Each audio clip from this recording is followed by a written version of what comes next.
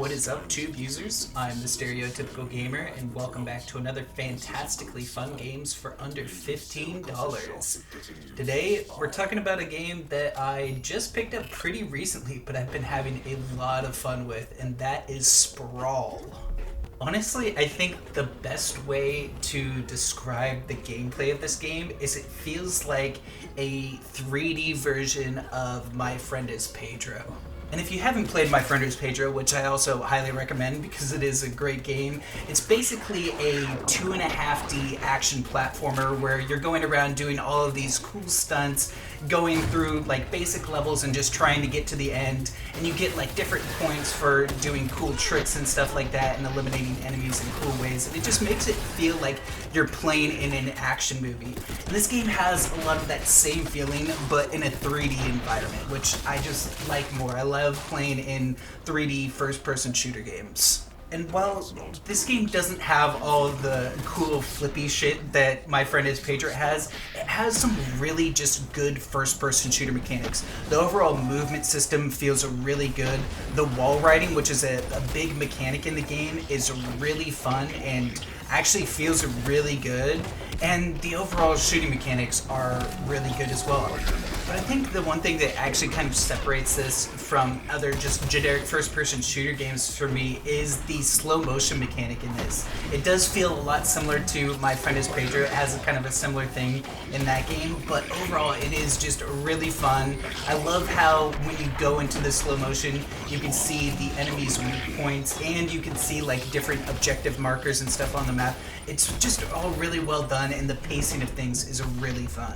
And I haven't gotten too far in this game, but I have played a good amount of the missions in the first act at least, and overall I just love how easy it is to get into it. If you know how to play a first-person shooter, this game is just really easy to just step in and start playing. The story kind of just goes right from the get-go, and you're just in it right away. And the story, while it's not like overly interesting, it is fun to follow, and overall I am kind of intrigued by how things are playing out, and just overall it is really fun, and I just love that you can just get right into it and get to playing and without needing a whole lot of tutorialization of different mechanics for things. And I really love the wall riding mechanics in this game.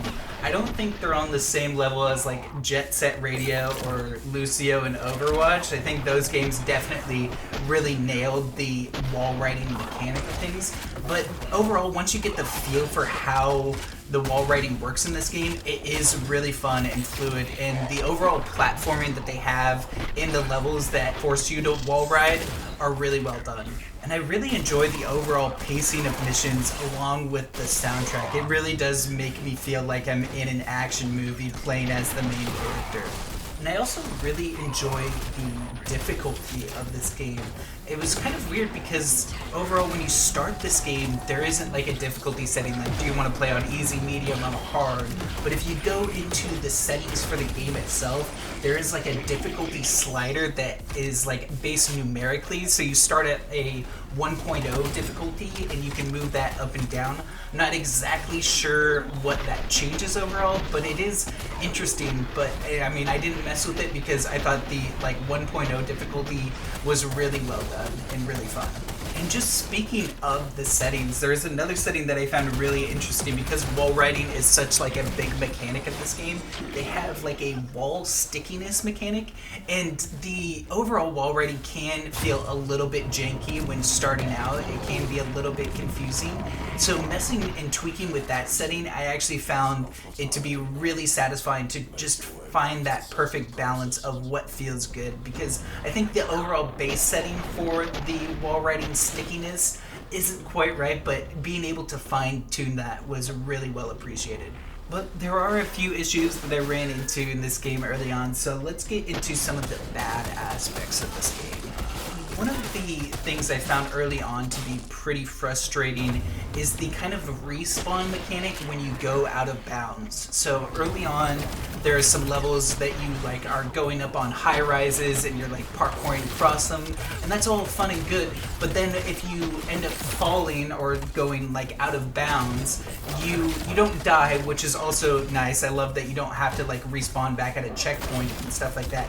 But it respawns you in like weird locations, not like where I was before I fell, or it would just be in a completely different location. And I found myself when I would fall off of like a building or something like that, I would respawn in a place that I really didn't have any idea where I was, and I would just be kind of confused on where to go next. And it also doesn't help that the overall level design I found very confusing on where to go next. There's not really any like visual clues on where I'm supposed to be going and stuff. There's no like objective markers or anything like that, which is totally fine and all, but it does get confusing where you don't know where you're going, and then if you fall off the map, you respawn in a location that you don't know where, and you just kind of end up getting lost. And I just found myself getting lost more often than not, and it just really frustrated me at some points. And then the only other issue that I had early on was there is like a boss fight that you do early in the first act, and it's weird because you have this mechanic of when you slow down time, you see the enemy's weak points. And so I was always just like kind of taught by this game to shoot at the weak points. And so when you get to this boss and slow down time on him, you see the weak spots, but the hits don't register. And it was kind of weird. Like I would just be firing at this boss for a long time, thinking I'm doing stuff, seeing it go down, but not actually seeing the health go down as I'm shooting the boss. And so it was just a weird boss fight. I think it's this coming up right here, and maybe you can see what I mean, but yeah, it was just overall really strange, and I wasn't a big fan of it. But overall, I would say the good definitely outweighs the bad in this game, and especially for the base price of $15, I think this game is well worth it. And I think I got it on sale for like 75% off, so it was like $3 or something like that, and it was just an absolute steal for that price, and I have just been really having a lot of fun playing it. And yeah, I mean, I wouldn't say this game does anything extremely well or anything. I think that the first-person shooting mechanics are fine, the movement mechanics are fine and all. I mean, there's nothing like groundbreaking there, but it's just overall just really well done. Like the wall riding mechanics, while they are a little bit janky, I do appreciate it because there's not a whole lot of games that have wall riding mechanics, let alone good and decent wall riding mechanics. And then the overall like slowing of time isn't revolutionary or anything, but it feels really good with the pacing of this game overall. And you know, even though I'm not that far into the game, I only have a few hours played in it, I would say overall I feel like I've gotten my money's worth with this game, and I've had a lot of fun in just what I've played so far. But anyways, that's going to be it for me. I hope you guys enjoyed the video. Make sure to leave a like if you did. Comment any other fantastically fun games for under $15 that you know of, and I'll definitely check them out. And make sure to hit that subscribe button. I'll catch you in the next one. Peace.